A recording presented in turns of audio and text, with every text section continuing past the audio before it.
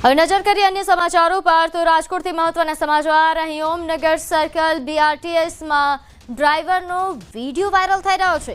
City બસના ડ્રાઈવરે પેસેન્જરને ફડાકો ઝીંક્યો। કોઈ કારણોસર ડ્રાઈવરને પેસેન્જર સાથે બબાલ થઈ હતી અને તે દરમિયાન ડ્રાઈવરે પેસેન્જરને માર માર્યો તેનો વિડીયો સામે આવી રહ્યો છે। તો બીઆરટીએસના ડ્રાઈવરની દાદાગીરીનો વિડીયો વાયરલ થઈ રહ્યો છે। ડ્રાઈવરે પેસેન્જરને લાફા માર્યા હોવાની વિગત છે।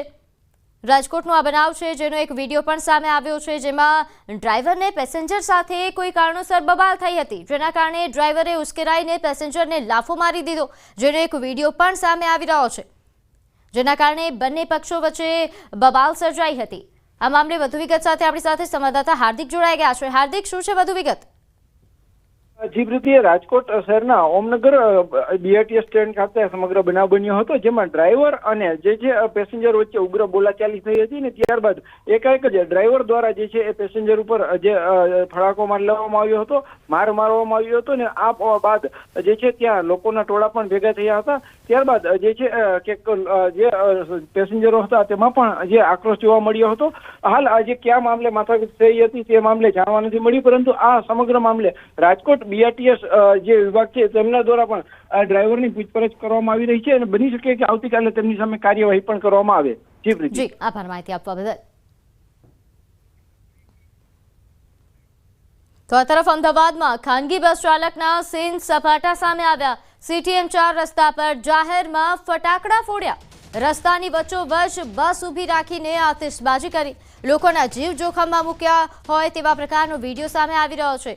લોકોના જીવ જોખમમાં મૂકીને ફટાકડા ફોડવામાં આવ્યા। પોલીસે હાલ 2 શખ્સોની ધરપકડ કરી। તો અમદાવાદનો આ બનાવ છે એનો એક વિડીયો પણ સામે આવી રહ્યો છે જે વાયરલ થયો છે।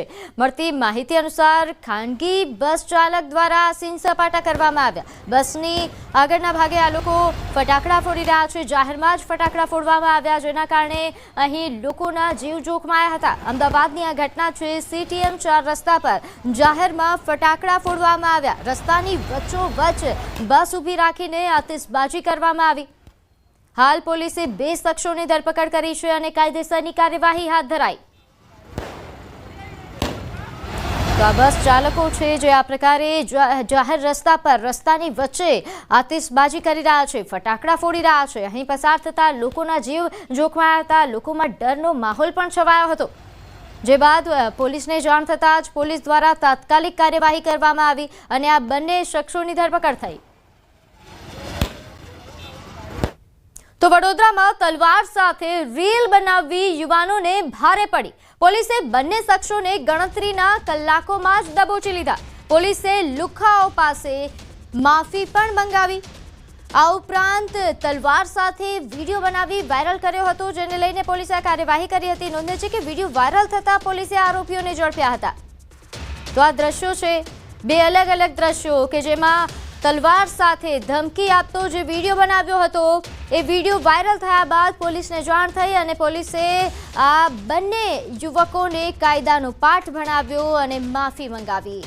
જેનો બીજા દ્રશ્યોમાં જોઈ શકાય છે કે બંને નિશાન ઠેકાણે આવી ગઈ અને બંને માફી માંગી। પોલીસે બંને શખ્સો સામે કાયદેસરની કાર્યવાહી પણ હાથ ધરી છે।